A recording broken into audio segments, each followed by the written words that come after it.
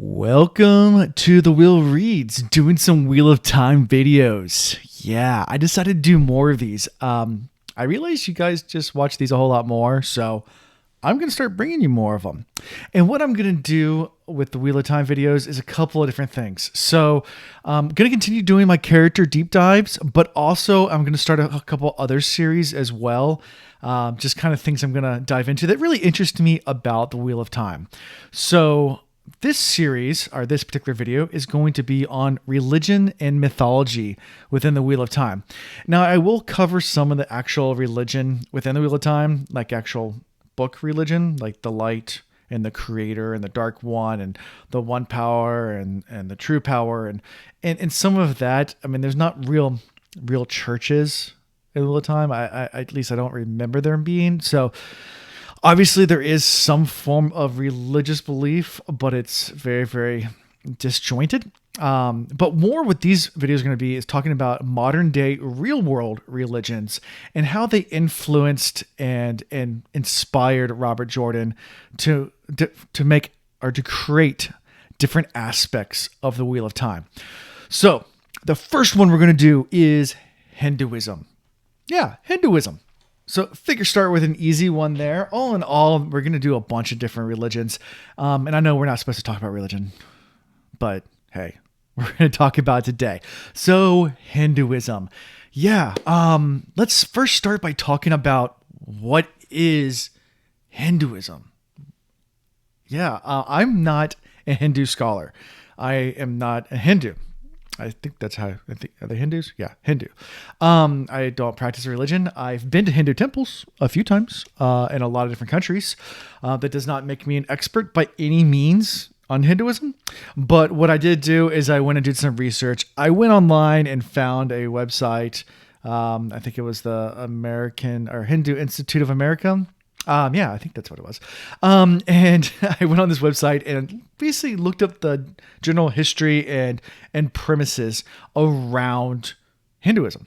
So let's start there. Let's talk about this religion. It's one of the oldest religions in the entire world. I mean, it dates back at least 5,000 years, if not older. We don't really know how old the religion is, and it most likely started in the Indus Valley, which is a region kind of near, I guess, modern day Pakistan and India, like kind of right around there, going down into the Indian Ocean.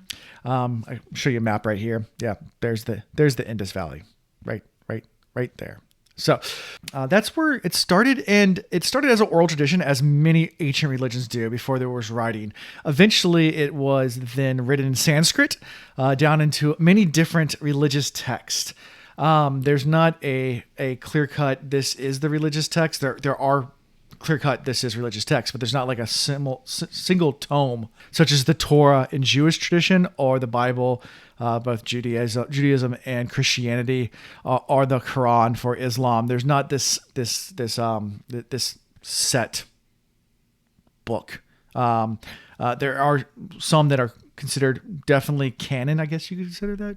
And then there's definitely other oral traditions that have been written down that some sects and denominations of Hinduism don't believe in and others do. But here's what they pretty much all will agree on. So there are three main gods within Hinduism. And those three gods are Brahma. He is the creator. Then you have Vishnu, the preserver. And then you have Shiva, the destroyer and the renewer. Yeah. Good and bad. He's not necessarily a bad god. So, you know, you hear destroyer, you think bad. No, they worship Shiva in their own right because he is the renewer as well. Or he or she. I'm not sure if they have gender. I'll look into that. Or maybe just leave in the comments. Let me know if I'm anything wrong. Like I said, I'm not an expert on this. But we're going to talk about how this relates to Wheel of Time. So there are a few concepts within Hinduism that Robert Jordan definitely took and put into the Wheel of Time. In fact, if you listen to the audiobooks by Michael Kramer and Kate Reddy, at the end of The Eye of the World, and I think The Great Hunt, they do an interview with Robert Jordan, and they talk to him. And one of the first questions the interviewer asked Robert Jordan is, where did you get the concept of the Wheel of Time from? And he flat out, without missing a beat, answers, Hinduism. Yeah, I took it directly from Hinduism. And the Wheel of Time is actually a concept within Hinduism. They believe in reincarnation, similar to Wheel of Time, where people are reborn over and over and over again in the cycle. They also believe in ages. There are many ages within a total cycle, and that is one other thing borrowed from Hinduism. So we'll talk about that for a little bit in the video as well. And then there's something that might be similar to the pattern as well. And then I mentioned the three gods. We'll talk about that and then kind of end with some fun stories. So if there's anything I missed in this video as well, please let me know in the comments. I'm trying to cover this as best I can without being an expert. So did my research, at least on the Wheel of Time aspects of it, and you guys can go ahead and fill in the gaps and let me know how I'm an idiot. I'm okay with that. So let's go into the reincarnation first. So Hindus believe in reincarnation. They believe you are born, you die, then you are reincarnated again. Your soul goes to a new either person or living entity. It's not necessarily another human. You can be reincarnated as an animal, as an ant, as an insect, all sorts of different things, and you move up and down on this hierarchy.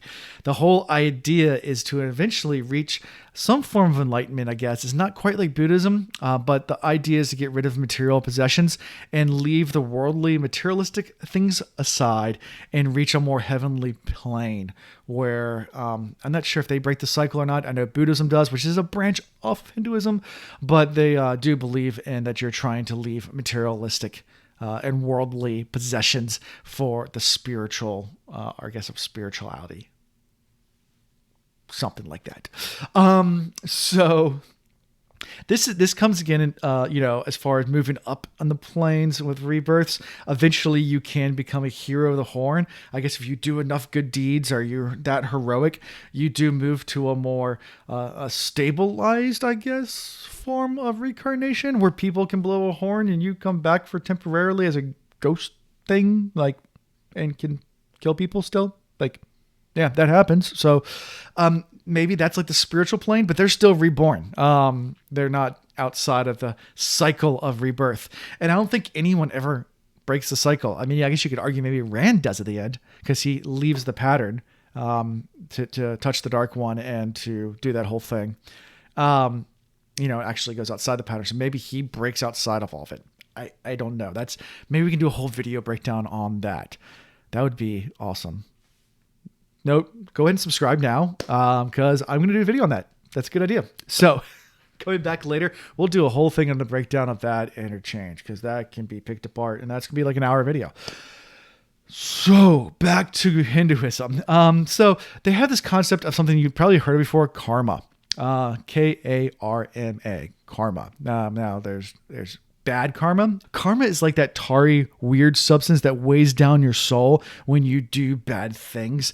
And then when you're reborn, you're born in a lower station, either within humanity, because they do have the caste system in Hinduism, or you're even born as a lower creature, such as like an ant or I don't know. I don't know what the system of animals are, but you could be reborn as an animal. So that concept is used roughly in the Wheel of Time, I guess, with the heroes of the horn. It doesn't really talk about moving. I think it's just you're reborn as yourself again.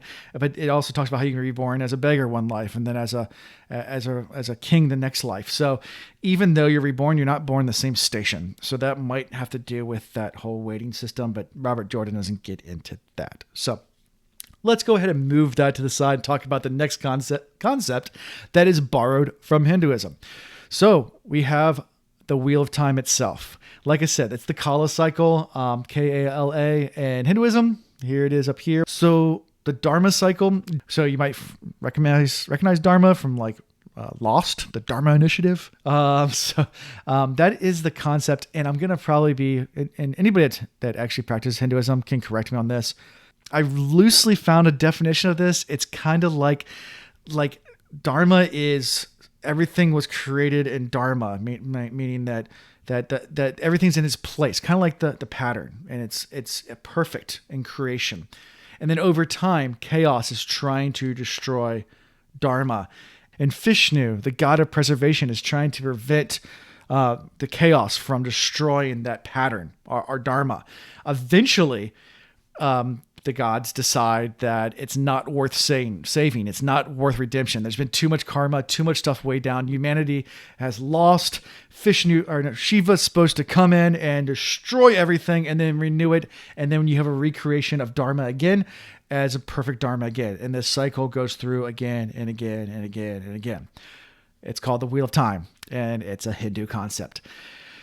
This can be applied to Wheel of Time tremendously. Now, the creator, Brahma, obviously, there's the creator, Bela.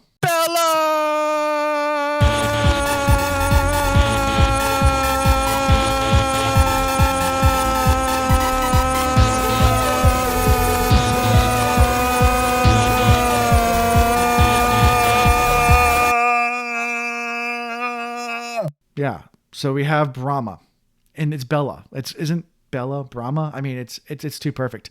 Then you go to Vishnu, the preserver. This is going to be a hard one to try to define who that character would be in the Wheel of Time. Some people would say it might be Rand trying to preserve it. I would argue, at least for the third age, it's Lews Therin, the previous Rand. And maybe Rand is both the destroyer and the preserver. Because Lews Therin tried to preserve, but he didn't eliminate the chaos. And neither did Rand. So maybe maybe Rand and Lews Therin is Vishnu. Like that rebirth over and over again is the concept of Vishnu. And then the destroyer, Shiva, I don't know. I don't think it would be the Dark One because he just wants to destroy everything and not renew it. So maybe that concept's not even plays into the Wheel of Time. Maybe that is Rand. One argument I saw online was that Lews Therin was the preserver and Rand was the destroyer and renewer because he was able to renew everything. Whereas Lews Therin still allowed the Dark One to taint the male half of the source and still allow chaos, whereas Rand cleansed it and kind of permanently sealed away the Dark One, at least in theory, until the next second age and third age come again. And in theory, the borehole would come back and on and on and on and on. So I really like that idea of Dharma being the pattern. And I think, he might have actually pulled from that. Who knows? I just like these concepts. So you have the Wheel of Time, Hinduism. You have Reincarnation, Hinduism. We have Dharma and the pattern, Hinduism, and then also this triune system of a creator, a preserver, and a destroyer. That definitely those themes are within Wheel of Time. So a lot was borrowed, I think, from the Hindu religion. I just find it very fascinating and cool how much religions were played into different cultures and different aspects and concepts within the Wheel of Time. And Robert Jordan did actually say this multiple times. Now I'll leave you with a fun fact. Before we go, fun fact about Robert Jordan and Hinduism. When he was in Vietnam, his nickname was Ganesh. Yeah, Ganesh is the great lord of protection. Of protection. He's the one, if you ever see pictures of Hindu gods, he's the guy with the elephant head. That's Ganesh. Or Ganesha. And Robert Jordan was given this nickname by his platoon, I guess his fellow servicemen, because whenever Robert Jordan was around and they would go out and have to do a mission, they all came back alive. So they kind of joked around calling him Ganesh, that he was their great lord of protection, that he was going to, whether it's the patron saint of protection, but, it's a minor god within Hinduism. Ganesh is. So they started calling him Ganesh. He kind of latched onto that. He really enjoyed that nickname. So, our creator itself had a Hindu nickname, Robert Jordan. So leave you guys with that fun fact. Let me know what you think about these dives into religion. I'm also going to do mythology, go into things like Greek mythology and Celtic mythology and Norse, along with a lot of other more obscure religions that do play into what Robert Jordan used as inspiration for the Wheel of Time. There are a ton of them. So far I come up with 15. I'm sure there's more. So I'm going to do more of these videos, especially if you like these videos. So go ahead and leave a comment, like it, subscribe. That helps me let me know that you like these things, especially if you tell me. If you don't like it, let me know as well. I can tweak things, do more research. Let me know in the comments. I might make a follow-up if someone's like, whoa, you didn't even talk about this aspect, and allows me to go back and then do some more research. So I'm happy to do that for you guys, and I hope to read a lot of comments and have fun. So until next time, guys, peace. Peace.